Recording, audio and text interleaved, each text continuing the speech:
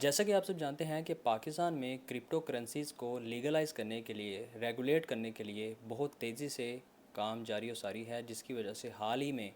एक crypto currency के लिए क्रिप्टो काउंसिल के नाम से एक इदारा कायम किया गया, जिसके सरबराह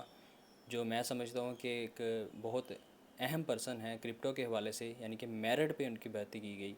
और ये एक बहुत ही अच्छा इकदाम था, लेकिन इससे भी बहुत इम्पोर्टेंट और अच्छा इकदाम ये है कि जो बाइनेंस के सीईओ हैं उनको क्रिप्टो काउंसिल का एडवाइज़र मुंतखब किया गया है, जो इससे भी ज़्यादा अच्छा काम है। इससे पता चलता है कि पाकिस्तानी हुकूमत क्रिप्टो को पाकिस्तान में लीगलाइज़ करने के लिए, रेगुलेट करने के लिए कितनी सोच विचार कर रही है और कितने इम्पोर्टेंट इक़दामात ले रही है, कितनी सीरियस है।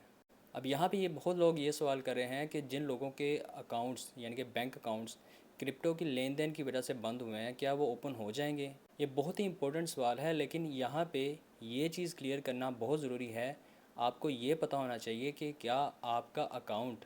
क्रिप्टो के लेन देन की वजह से बंद हुआ था, या किसी प्राइवेट पर्सन ने आपको क्रिप्टो के इवज़ पैसे दिए थे और उसने कंप्लेन करके आपका अकाउंट बंद करवाया। अगर तो क्रिप्टो के लेन देन की वजह से आपका अकाउंट बंद था तो वो ओपन हो जाएगा, लेकिन उसके लिए भी आपको एप्लीकेशन देनी पड़ेगी जब क्रिप्टो लीगलाइज़ हो जाएगी पाकिस्तान में। लेकिन जो दूसरी वजह है जिसकी वजह से, अगर किसी प्राइवेट कंप्लेंट की वजह से आपका अकाउंट बंद हुआ था, तो वो तब तक ओपन नहीं होगा जब तक आप उस मसले को हल नहीं करेंगे।